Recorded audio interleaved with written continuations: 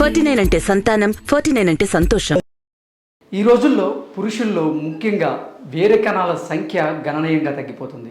అసలు వీర్య కణాల సంఖ్య గణనీయంగా తగ్గడానికి గల కారణం ఏంటి? వీర్య కణాల సంఖ్యను పెంచుకోవాలంటే ఎటువంటి జీవన విధానం ఉండాలి, అలాగే ఎటువంటి ఆహార నియమాలు పాటించాలనే అంశాల గురించి మనతో మాట్లాడేందుకు ఇన్ఫెర్టిలిటీ స్పెషలిస్ట్ డాక్టర్ మౌనిక గారు మనతో ఉన్నారు. మౌనిక గారు నమస్తే అండి. నమస్తే మేడం, ఈ మధ్యకాలంలో చూసుకున్నట్లయితే పురుషుల్లో ఎక్కువగా వీర్య కణాల సంఖ్య అనేది గణనీయంగా తగ్గిపోతూ ఉంది. దానికి గల కారణం ఏంటి అసలు? ఇప్పుడు ముందు కపుల్స్ మాకు వచ్చినప్పుడు ఓపీలో ఇన్ఫర్టిలిటీలో ఎంతమంది కేసెస్లో లేడీస్ వల్ల ప్రాబ్లం ఉంది లేదా ఎంతమందిలో మెన్ వల్ల ఈ ప్రెగ్నెన్సీ రావట్లేదని అడుగుతుంటారు అనమాట. సో ఇప్పుడు ఒక 10-15 years back or 2 decades back చూస్తే 30% కేసెస్లో విమెన్లో ఉండేది ప్రాబ్లం. అండ్ రిమైనింగ్లో వేరే వేరే కండిషన్స్ ఇద్దరిలో ఉండడము లేదా అర్థం కాకపోవడం, కొన్ని కాంక్రీట్ రీజన్స్.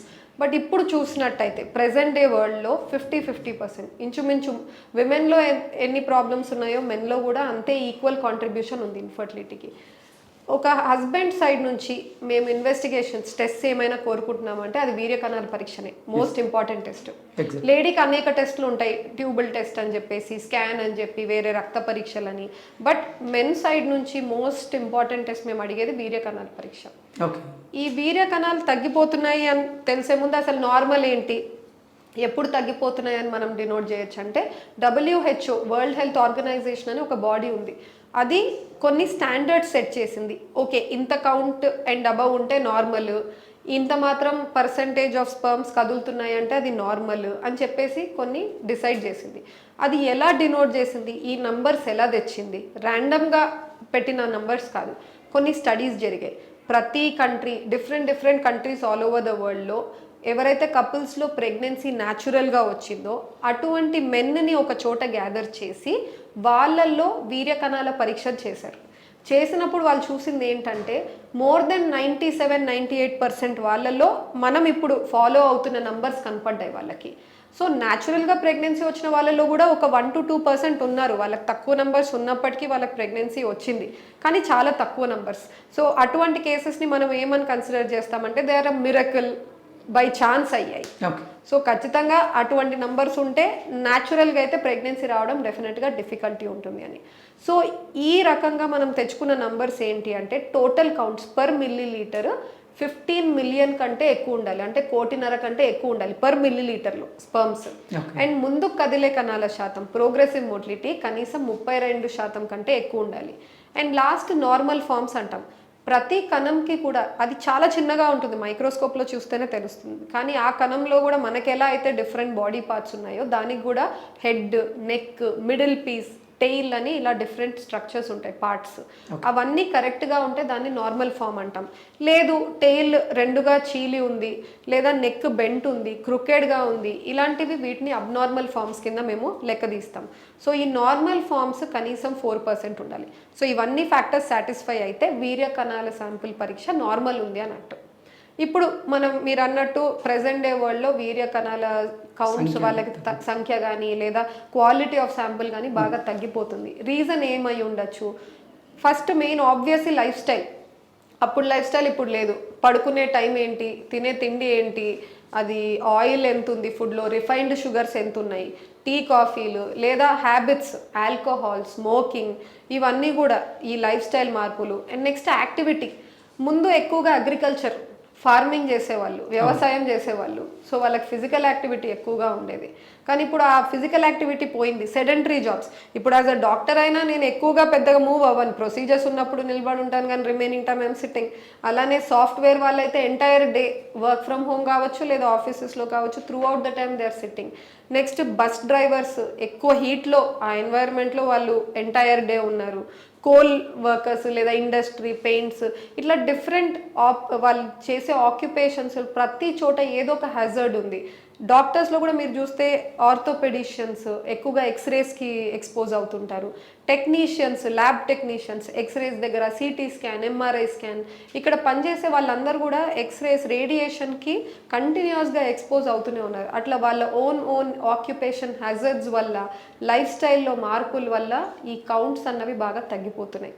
ఈ ఆల్కహాల్ స్మోకింగ్ కూడా సైంటిఫిక్ ఎక్స్ప్లెనేషన్ ఉంటుంది. ఎందుకు తగ్గిపోతున్నాయి, ఊరికే తగ్గిపోతున్నాయి, అసలు ఏంటి, ఇప్పుడు ఆల్కహాల్ వల్ల ఎలా తగ్గుతాయి, స్మోకింగ్ వల్ల ఎలా ఎఫెక్ట్ పడుతుంది అంటే, స్మోకింగ్ వల్ల మెయిన్గా దాంట్లో కార్బన్ మొనాక్సైడ్ లేదా టార్ వాటన్నిటి వల్ల ఏమవుతుందంటే స్పర్మ్ కదలిక దెబ్బతీస్తుంది. సో కదలిక ఎక్కువగా దెబ్బతింటుంది కౌంట్స్ కంటే కూడా.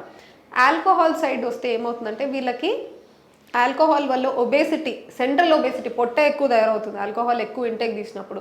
పొట్ట రీజన్లో ఉండే ఫ్యాట్ ఎక్కువైనప్పుడు ఏమవుతుందంటే ప్రతి మ్యాన్లో మేల్ హార్మోన్ టెస్టోస్టెరాన్, చాలా మందికి తెలుసు, జిమ్ వెళ్ళే వాళ్ళు, ఎక్సర్సైజ్ చేసే వాళ్ళు, ప్రతి ఒక్కరు they know sports people. So ఈ male hormone testosterone sperm production, ఉత్పత్తికి, వీర్యకణాల ఉత్పత్తికి పాల్గొంటుంది. ఈ సెంట్రల్ రీజన్, పొట్ట రీజన్లో ఫ్యాట్ ఎక్కువ అయినప్పుడు ఏమవుతుందంటే ఈ టెస్టోస్టెరాన్ అన్న male hormone lady hormone oestrogen ఏదైతే ఉందో దానికి కన్వర్ట్ అవుతూ పోతుంది. సో ఎక్కువ ఫ్యాట్ అంటే ఎక్కువ టెస్టోస్టెరాన్ కన్వర్ట్ అయిపోయి ఈస్ట్రోజన్కి మనకు టెస్టోస్టెరాన్ లెవెల్స్ బాడీలో ఫాల్ అయిపోతాయి. దానివల్ల స్పర్మ్ నంబర్స్, మొటిలిటీ రెండు దెబ్బతింటాయి. అందుకని ఆల్కహాల్ స్మోకింగ్ స్టడీస్ ద్వారా ఎవ్రీవేర్ ఇట్ ఈస్ ప్రూవెన్ ఖచ్చితంగా నంబర్ని, మొటిలిటీని దెబ్బతీస్తుంది అని చెప్పేసి. ఇది కాకుండా మెడికల్ కండిషన్స్ ఉంటాయి మెన్లో, షుగర్ ప్రాబ్లము, బీపీ ప్రాబ్లము, ఇవన్నీ కూడా ప్రాబ్లం చేస్తాయి. ఎందుకంటే డయాబెటీస్, హైపర్ టెన్షన్ అంటే అవి షుగర్స్ ఎక్కువ ఉండడమే కాదు, ఆ రక్త ప్రవాహం బీజంకి, టెస్టిస్కి చేరే పద్ధతి అవి కూడా డిస్టర్బ్ అవుతూ ఉంటుంది హైపర్ టెన్షన్లో. డయాబెటీస్లో చూస్తే స్పర్మ్లో జీన్స్ ఉంటాయి, జెనెటిక్ మెటీరియల్ డిఎన్ఏ అని, దాంట్లో బ్రేక్స్ ఎక్కువ తయారవుతాయి ఇలా షుగర్ పేషెంట్స్కి, కంట్రోల్ లేదు అన్న వాళ్ళకి. సో అలా మెన్లో ఏమవుతుందంటే ఏజ్ పరంగా, లైఫ్ స్టైల్ పరంగా, వాళ్ళ వెయిట్, యాక్టివిటీ, వాళ్ళు చేసే వర్క్, వీటన్నిటి వల్ల డిఫరెంట్ రీజన్స్తో వాళ్ళకి స్పర్మ్ కౌంట్స్ పడిపోతున్నాయి. అందుకని they definitely need the help. Basic కౌన్సిలింగ్తో కుదురుతుందా, వేరే అడ్వైజెస్ ఏమన్నా ఉన్నాయా అంటే ఫర్టిలిటీ ఎక్స్పర్ట్ని మీరు మీట్ అవ్వగలిగితే డెఫినెట్గా they will be able to help you. Okay, Mounika గారు, ఈ రోజుల్లో మీరు చూసుకున్నట్లయితే అసలు సెల్ ఫోన్ లేకుండా చాలా తక్కువ మంది ఉంటున్నారు. సెల్ ఫోన్ నుంచి వచ్చేటువంటి రేడియేషన్స్ వల్ల కూడా ఈ స్పర్మ్ కౌంట్ అనేది దెబ్బతింటుందని వింటున్నాం. అది ఎంతవరకు కరెక్ట్ అంటారు? డెఫినెట్లీ అండి. ఇప్పుడు మ్యాగ్నెటిక్, ఎలక్ట్రోమాగ్నెటిక్ రేడియేషన్స్ ఉంటాయి. ఇప్పుడు బ్యాక్గ్రౌండ్ రేడియేషన్ అన్నది ఒకటి ఉంటుంది. ఎవరు తెలియదు ఏంటి అంటే కంటిన్యూస్గా మనం రోడ్ మీద నడుస్తుంటే కూడా మనం ఏదో ఒక రేడియేషన్కి ఎక్స్పోజ్ అవుతూ ఉన్నాం అనమాట. అది ఎన్వైరన్మెంట్లో ఉంటుంది ఆ రేడియేషన్. ఏంటంటే ఈ మెయిల్స్ వచ్చేసి ఈ మొబైల్ ని కరెక్ట్ జేబులో పెట్టుకుంటారు.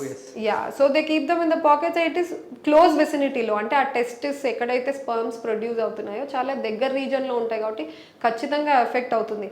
సిగ్నిఫికెంట్ ఉంటుందా లేదా అంటే క్వాంటిఫై చేస్తే, నేను అన్నట్టు ఇప్పుడు లేడీస్ కూడా బ్యాక్గ్రౌండ్ రేడియేషన్ మనకు, లేదా మనం ఫోన్ పెట్టుకోకుండా ఆ రేడియేషన్ మనం ఎక్స్పోజ్ అవుతూనే ఉన్నాం, కానీ వీఆర్ యాడింగ్ ఆన్. అండ్ ఇదే సెల్ ఫోన్ ఏంటి అంటే మనకు ఆ సిగ్నల్ డ్రాగ్ చేయడానికి, ఇప్పుడు మనం వాడే కంపెనీ మనకు ఎన్నో ఉన్నాయి. ఇప్పుడు అమెరికాలా కాదు, అమెరికాలో ఏదో ఒక్కటే ఉంటుంది, యూరప్ వాళ్ళు దే మెయింటైన్ వన్, బట్ మనకు ఎన్నో ఉన్నాయి, డిఫరెంట్ నెట్వర్క్స్ అని ఉంటాయి. సో ప్రతి టవర్ ఆ రేడియేషన్ని పుల్ చేయడానికి ఏమవుతుందంటే మనం వాడే ఫోన్స్, ఇన్ఫ్యాక్ట్ ఇండియాలో I think the radiation levels ఇంకా కూడా ఎక్కువ ఉన్నాయి ఫారినర్స్తో కంపేర్ చేసుకుంటే. We should be very careful about it. Mounika గారు, ఈ వీర్య కణాల సంఖ్య గణనీయంగా పడిపోయిన వాళ్ళకి మీరు ఇచ్చే చికిత్స ఏంటి? కణాలు తక్కువ ఉన్నాయి, ఇలా ప్రాబ్లం ఉంది అన్నప్పుడు నేను అన్నాను 15 మిలియన్ అబవ్ ఉంటే నార్మల్ అని. కొంతమందికి మైల్డ్ మేల్ ఫ్యాక్టర్ ఇన్ఫర్టిలిటీ అంటే 10 to 15 మిలియన్ మధ్యలో ఉన్నాయి, మరీ తక్కువ లేవు, అట్లని నార్మల్ లేదు, కొంచెం తక్కువ ఉన్నాయి. కదలిక కూడా మార్జినలీ తక్కువ ఉంది. వీళ్ళకు హై లెవెల్ ట్రీట్మెంట్ అవసరం లేదండి. ముందు బేసిక్ కౌన్సిలింగ్, తిండి తీసుకునే ఫుడ్లో మార్పులు, sleep, correct adequate amount of time నిద్రపోతున్నారా లేదా, ఈ ఎక్సర్సైజ్ ఏమైనా చేస్తున్నారా లేదా. సో ఎక్సర్సైజ్ చేస్తే కూడా ఏమవుతుందంటే మనకు మజిల్ బిల్డ్ అవుతుంది. మజిల్ బిల్డ్ అయినప్పుడు కూడా టెస్టోస్టెరాన్ లెవెల్స్ ఇంప్రూవ్ అయ్యి కౌంట్స్ రెస్టోర్ అవుతాయి.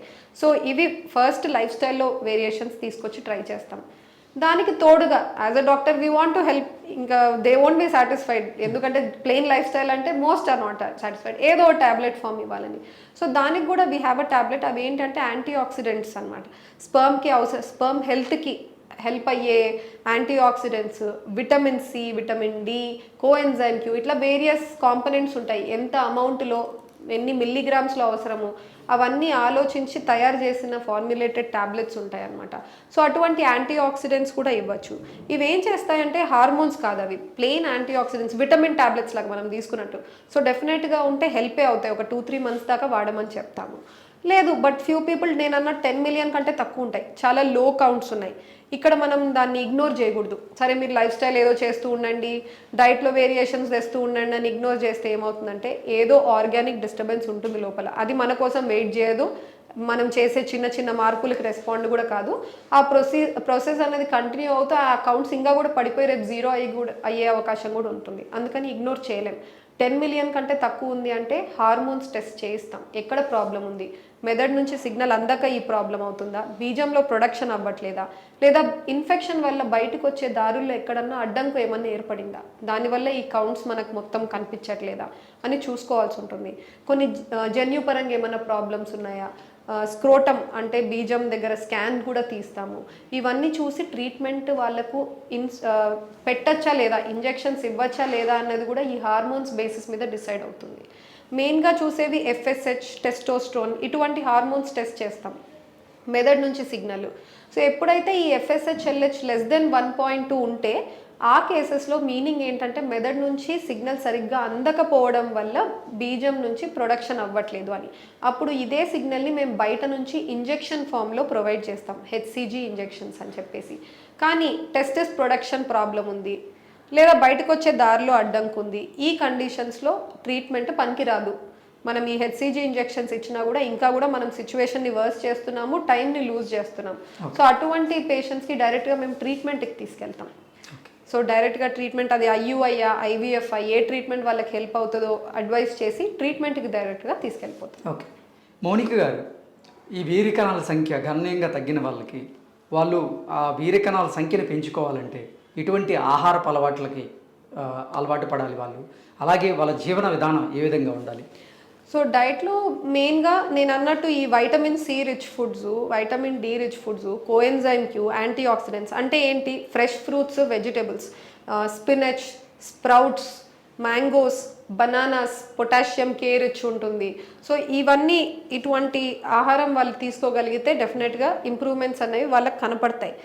ఇదే కాకుండా even dairy products, milk, cheese, non వెజిటేరియన్లో కూడా చికెన్ ప్రోటీన్ డైట్ ప్రొవైడ్ చేస్తుంది, ఫిష్, ఇవన్నీ మంచివే. కానీ మనం తీసుకునే మీట్, కొనుక్కొని మనం తినే మీట్ అది ఆర్గానిక్ మీట్ కాదు.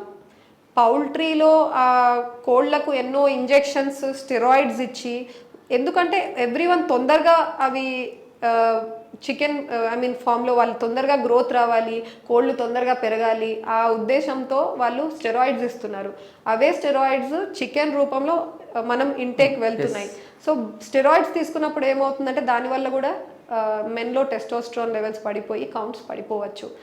ఆర్గానిక్ మీట్ దొరికితే పర్లేదు, బట్ దొరకట్లేదు కాబట్టి కంప్లీట్గా ఇట్స్ నాట్ బ్యాడ్ కూడా, కానీ లిమిట్ చేయాలి. Daily intake, every alternate day intake ఇప్పుడు హెల్ప్ అవ్వదు, బికాజ్ ఆర్గానిక్ మీట్ లేదు కాబట్టి weekly once or maybe maximum weekly twice, అంతకంటే ఎక్కువగా నాన్ వెజిటేరియన్ ప్రిఫర్ చేయొద్దు అని నేను చెప్తాను, until we find that organic meet that is going to be. But otherwise fish ఇవన్నీ కూడా మంచివే, ఖచ్చితంగా తీసుకోమనే చెప్తాం. Exercises definite everyday ½ an hour అన్న ఎరోబిక్ ఎక్సర్సైజెస్ చేయాలి. BMI అంటే ప్రతి వ్యక్తి హైట్, వెయిట్ తీసుకొని క్యాల్కులేట్ చేసే BMI అనేది నార్మల్ రేంజ్లో ఉండేటట్టు చూసుకోవాలి.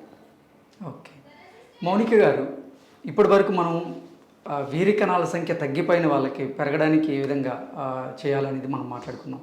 అసలు వీరికణాలు నాణ్యంగా ఉండాలంటే, అంటే స్పమ్ క్వాలిటీ బాగుండాలంటే ఎటువంటి ఆహారపు అలవాట్లు తీసుకుంటే మంచిది? ఇప్పుడు వీర్య కణాల పరీక్ష మేము చేస్తాం కదండి, కొంతమందికి కణాలు తక్కువ ఉన్నాయి అంటాం, కొంతమందికి బాగానే ఉందండి, రిపోర్ట్ నార్మల్ ఉంది అని అంటాం. ఇక్కడ ఏమవుతుందంటే అయినప్పటికీ లేడీ సైడ్ నుంచి కూడా ఎగ్స్ బాగానే ఉంటాయి, ట్యూబ్స్ ఓపెన్ ఉంటాయి, అయినా కావట్లేదు, లేదా మేబీ నీటి బుడగల సమస్య ఉంది, టాబ్లెట్స్ ఇచ్చి ఎగ్ తీసుకురావాలి. హస్బెండ్ సైడ్ నుంచి కౌంట్ అయితే నార్మల్ ఉంది అని చెప్పాం. కానీ ఇక్కడ కొన్నిసార్లు మిస్అండర్స్టాండింగ్స్ వస్తాయి. సో అక్కడ ఏమవుతుందంటే నిదానంగా ఒక బ్లేమ్ గేమ్ స్టార్ట్ అవుతుంది. సరే నాదైతే కౌంట్స్ బాగున్నాయి అన్నారు, సో ఖచ్చితంగా లేడీలోనే ఇష్యూ ఉంది, అందుకే ప్రెగ్నెన్సీ అనేది రావట్లేదు.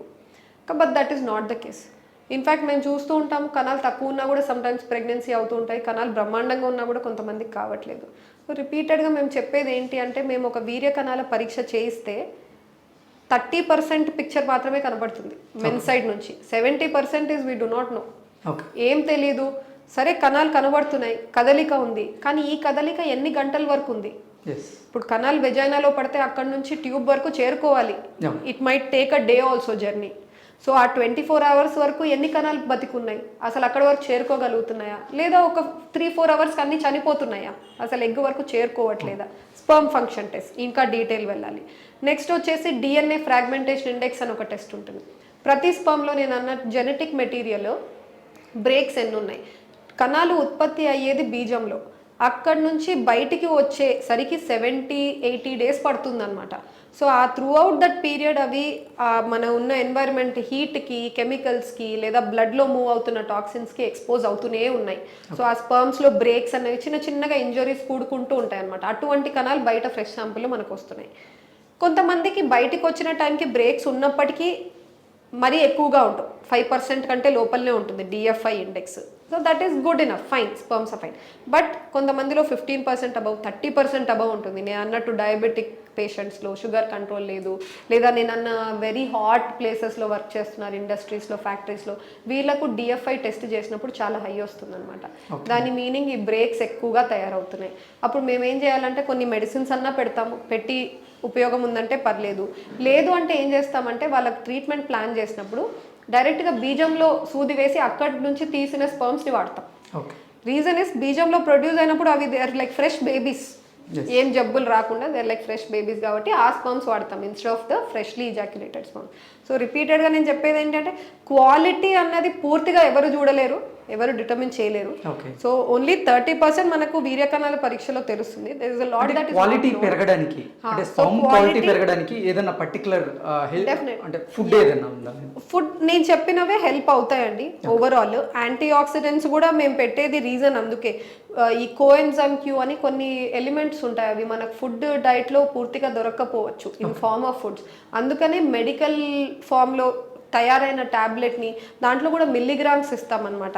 ఈ సో అయితే 200 మిల్లీగ్రామ్స్ ఉంది, ఇది సో అయితే 300 మిల్లీగ్రామ్స్ ఉంది అని. ఇది ఎందుకు డివైజ్ అయింది అంటే ఎన్నో రీసెర్చ్ స్టడీస్ ద్వారా స్పర్మ్ హెల్త్ని ఇంప్రూవ్ చేయాలి అంటే ఈ పద్ధతులు ఫాలో అయితే బెటర్ అని డిసైడ్ అయ్యి తయారు చేసిన ట్యాబ్లెట్స్ అనమాట. ప్రతి ట్యాబ్లెట్లో ఒక ట్యాబ్లెట్లో అనుకున్న అమౌంట్ లేదనుకోండి, we add on another tablet దాంట్లో ఎక్స్ట్రా ఉంటే. సో అడిక్వేట్గా ఎంత పర్ డే అవసరమో స్పర్మ్ హెల్త్ని బూస్ట్ చేయడానికి ఖచ్చితంగా చేస్తాం. ఇంకా apart from that the husband side నుంచి ఆయన ఇప్పుడు ఆక్యుపేషన్ మార్చలేం. I mean someone who works in the lab can't resign, orthopaedician can't change his profession. కానీ వాళ్ళ సైడ్ నుంచి ఏమైనా షీల్డింగ్ వేసుకోవడము, అటువంటి ఏమైనా ప్రికాషన్స్ ఖచ్చితంగా తీసుకోవాల్సి ఉంటుంది. ఓకే, మౌనిక గారు, పురుషుల్లో సహజ సిద్ధంగా టెస్టోస్టెరాన్ హార్మోన్ రిలీజ్ అవ్వాలంటే వాళ్ళు ఎటువంటి జాగ్రత్తలు తీసుకోవాలి, ఎటువంటి ఆహార నియమాలు పాటించాలి, ఎటువంటి వ్యాయామాలు చేయాల్సినటువంటి అవసరం ఉంది? Okay, so diet, life style మార్పులు అవి మనం మాట్లాడాం కదండి. అడిక్వేట్ స్లీప్, టైమ్లీ స్లీప్ ఉండాలి. మెలటోనిన్ అని ఒకటి ఉంటుంది మనకు, హార్మోన్ బయోలాజికల్ క్లాక్ని సెట్ చేస్తుంది. అంటే నైట్ టైం మనం so time to so time, preferably 11 కల్లా మనం నిద్రపోవాలంటారు. బియాండ్ 11 వెళ్ళే కొద్ది ఏమవుతుందంటే క్వాలిటీ ఆఫ్ స్లీప్ కాంప్రమైజ్ అవుతుంది. సేమ్ అవర్స్ మనం నిద్రపోవచ్చు, 1కి నిద్రపోయి మీరు 9కి లేచినా, 11కి నిద్రపోయి 7కి లేచినా it is not the same. ఎక్కువ టయర్డ్ అనిపిస్తుంది. There is a reason, everything has a reason. So ఆ బయోలాజికల్ క్లాక్ చాలా ఇంపార్టెంట్. Next exercises. ఇప్పుడు మెన్కి ఫిట్నెస్ బాగా ఇంట్రెస్ట్ ఉంది, అందరు కూడా want to go to the gym, they make a body. So అవన్నీ ఇంట్రెస్ట్ ఉన్నాయి. ఈ టైంలో వాళ్ళు వే ప్రోటీన్స్ అవన్నీ హెల్తీనే, కానీ కొంతమంది తొందరగా బాడీ తయారు చేసుకోవాలన్న ఐడియాతో టెస్టోస్టెరాన్ సప్లిమెంట్స్ తీసుకుంటారు బయట నుంచి, స్టెరాయిడ్ ఇంజెక్షన్స్ తీసుకోవడం. అది పూర్తిగా నాట్ అడ్వైజబుల్ అండి. ఎందుకంటే బాడీలో ఇంజెక్షన్స్ తీసుకోవడం వల్ల ఎటువంటి సైడ్ ఎఫెక్ట్స్ వచ్చే అవకాశం ఉంది? ఇక్కడ ఏమవుతుందంటే మనకు బ్రెయిన్ నుంచి FSH LH అన్న సిగ్నల్స్ వస్తాయి టెస్టిస్కి. టెస్టిస్లో టెస్టోస్టెరాన్ అన్నది ప్రొడ్యూస్ అవుతుంది. ఆ ప్రొడ్యూస్ అయిన లెవెల్స్ మనకు కణాలు ఉత్పత్తి చేయడానికి హెల్ప్ అవుతున్నాయి. మనం ఈ టెస్టోస్టెరాన్ లెవెల్స్ ఒక లెవెల్ వరకు ఉంటేనే మెదడు నుంచి సిగ్నల్ వస్తూ ఉంటుంది. మనం ఏం చేస్తున్నామంటే ఆర్టిఫిషియల్గా బయట నుంచి టెస్టోస్టెరాన్ ఇచ్చేటప్పుడు మెదడుకి ఏమనిపిస్తుంది అంటే సరిపడా ఉంది, నేను సిగ్నల్ పంపాల్సిన అవసరం లేదు. So the brain goes in to an negative feedback అంటాం అనమాట. ఆ FSH LH సిగ్నల్స్ పంపించడం ఆపేస్తుంది. అప్పుడు టెస్టిస్ కూడా ప్రొడక్షన్ చేయడం స్లోలీ డిక్లైన్ అయిపోతుంది. సో ఇలా బయట నుంచి ఎగ్జోజినస్గా టెస్టోస్టెరాన్ తీసుకుంటే ఎఫెక్ట్ అవుతుంది. So we tell avoid steroids. ఈ వే ప్రోటీన్ అవన్నీ పర్లేదండి, ఎందుకంటే పర్ డే వాళ్ళు చేసే జిమ్ లేదా వాళ్ళు చేసే ఎక్సర్సైజెస్కి certain amount of protein requirement ఉంటుంది. అది వాళ్ళు తీసుకునే మిల్క్లో కష్టం, అది ఆల్మోస్ట్ ఎన్నో లీటర్స్ ఆఫ్ మిల్క్ తాగాల్సి వస్తుంది, అది చెయ్యలేం. కాబట్టి దాన్ని కాంపాక్టెడ్ వర్షన్లో వే ప్రోటీన్ని తయారు చేయడం జరిగింది. That is okay. బట్ ఈ ఎగ్జోజినస్గా స్టెరాయిడ్స్, టెస్టోస్టెరాన్ తీసుకోవడం మాత్రం it's not advisable. Okay Mounika గారు, అసలు పురుషుల్లో వీర్య కణాలు తగ్గడానికి గల కారణాలని, అలాగే వీర్య కణాభివృద్ధి జరగాలంటే ఎటువంటి ఆహార నియమాలు పాటించాలి అనే అంశం గురించి మీరైన శైలిలో చాలా అద్భుతంగా వివరించారు. ధన్యవాదాలు. Thank you.